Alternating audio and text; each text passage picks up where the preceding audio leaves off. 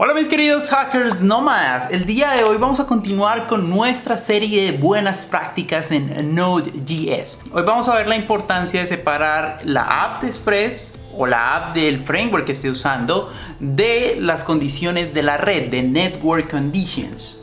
Entonces vamos a mostrarlo de una manera práctica. Para este ejemplo lo que tengo aquí es una app muy sencilla de Express que la podemos ver en este archivo app.js. Además de ese archivo app.js tengo una carpeta de testing y un archivo que se llama test.js. En este momento estoy utilizando un framework que se llama Mocha, que es como uno de los frameworks más famosos a la hora de utilizar Node.js. Mocha es probablemente una de las librerías más famosas para hacer testing y una de las primeras que surgió. Y básicamente en este archivo de test lo que estoy haciendo es simplemente llamar al puerto 3000 y decirle, oiga, vaya a la ruta principal, que es la misma que llamamos acá, y asegúrese que esté retornando un código 200. Un código 200, para los que no sepan, cuando estoy haciendo servidores, quiere decir que todo está bien. Un código 200 significa OK.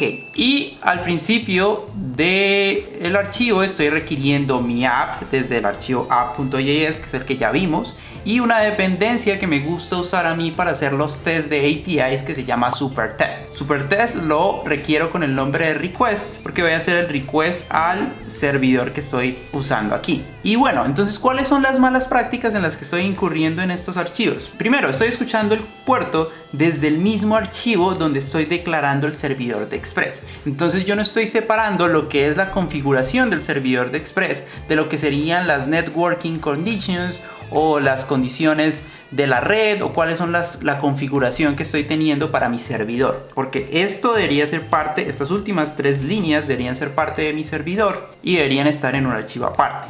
Y eso al mismo tiempo hace que en mis tests yo tenga que usar esta dirección web, este http localhost 3000, para poder hacer mis tests. Lo que voy a hacer es simplemente crear un nuevo archivo que se llame server.js. Y en ese archivo voy a colocar las condiciones de networking. Entonces lo que yo voy a hacer es enviar estas líneas de código a server.js, copio y pego. Y en vez de eso lo que voy a hacer es exportar esa app. Entonces voy a escribir module.exports igual a app. Entonces en este momento estoy exportando la app de Express y yo puedo requerirla desde el archivo server.js. Entonces escribo const app es igual a require, en la misma carpeta, entonces puedo escribir /app y eso es todo. Y al mismo tiempo, que no debería ser así, sino debería ser un archivo de configuración que vamos a ver más adelante, el puerto lo vamos a declarar acá, puerto 3000, y ya tenemos esto refactorizado. Vamos a borrar este puerto de aquí que no lo estoy usando y ya. Ese es el cambio que yo debo hacer en el servidor, en la app, pero ahora puedo hacer un cambio para mejorar cómo estamos haciendo los tests. Entonces, en vez de simplemente llamar directamente esta dirección web, lo que puedo hacer es llamar la app. Yo puedo aquí pasarle a esta librería, a SuperTest, en vez de una dirección web, le puedo pasar la app de Express y él va a usar esta app para hacer los requests. Los tests van a funcionar exactamente igual. De hecho, si los corro, que no los corrí antes, para mostrarles que estaban funcionando, npm run test, pasaron los tests. Entonces, ¿cuáles son las ventajas de hacer eso? ¿Cuáles son las ventajas de separar estos archivos, la app de Express, de las condiciones de la red? La primera es una mejor separación de las responsabilidades de cada archivo.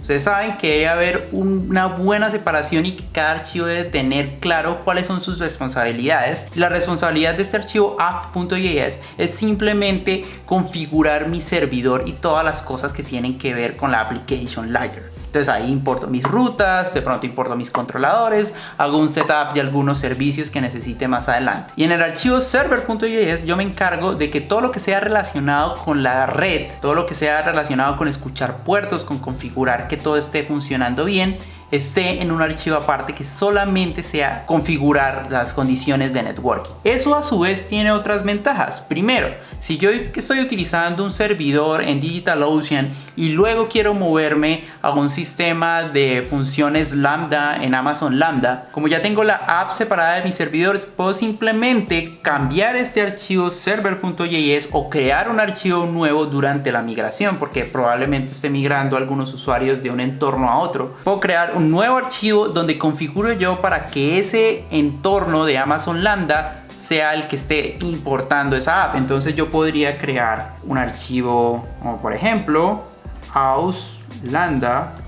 lambda.js y en este archivo coloco las networking conditions de Amazon Lambda. Entonces yo puedo estar haciendo la migración de esta app desde DigitalOcean o un servidor cualquiera hacia Amazon Lambda o viceversa sin tener que sacar ninguna de las dos de producción y haciéndolo fácilmente porque hice las cosas bien desde el principio. Lo tercero es que como ahora estoy exportando la app de Express y estoy importándola en mis tests van a correr más rápidamente. Si yo mostrara el ejemplo en este momento no se notaría la diferencia en velocidad, pero a medida que vas teniendo 200, 300 tests para una sola app te vas dando cuenta que tener esta parte separada de HTTP y simplemente llamar la app en vez de hacer todo el llamado de HTTP es un poco más rápido y hace que puedas iterar más rápidamente los cambios en el código y darte cuenta más rápido de los problemas que tienes. Adicional a esto, si tienes otra app corriendo en el mismo puerto, esto nunca va a generar problemas, mientras que si lo haces con localhost 3000 con un string que llama a un puerto de tu localhost de tu máquina, esto sí va a generar problemas y te va a tirar un error porque estás corriendo otro servidor diferente ya en ese puerto que está escuchando ese puerto, entonces vas a tener un problema. El otro tema es el tema del coverage. El code coverage es cuando tú tienes una aplicación, una librería que te dice cuáles son las líneas de código que están siendo testeadas o no. Cuando lo estás haciendo correctamente, que en el test simplemente llamas a request app y la app es la que está siendo llamada directamente por la librería de Supertest o por cualquiera que estés usando, el code coverage es capaz de reconocer cuáles son las líneas de código que están siendo llamadas. Si no lo haces de esta manera, vas a tener que inventarte alguna otra manera para que la librería de code coverage sea capaz de entender cuáles son las líneas de código que están siendo llamadas. Entonces esto hace más fácil configurar un servidor y una aplicación para que en sus tests te salga un reporte de cuáles son las líneas que están siendo testeadas. Y bueno, un ejemplo incluso mejor ya para terminar,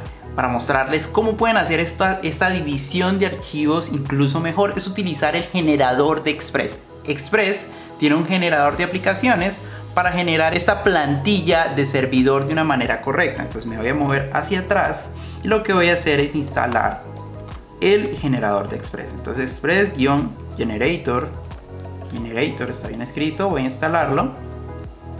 Y lo que voy a hacer es, ahora puedo utilizar el comando Express para crear una aplicación de Express. Entonces Express-help y ahí tengo las diferentes opciones que tengo para mi servidor. En este caso yo voy a utilizar Express-no view, que quiere decir que no voy a utilizar ningún tipo de vistas, porque como ya hemos hablado anteriormente, hoy usualmente las vistas de la página web se manejan en una aplicación aparte, como en React, con Angular.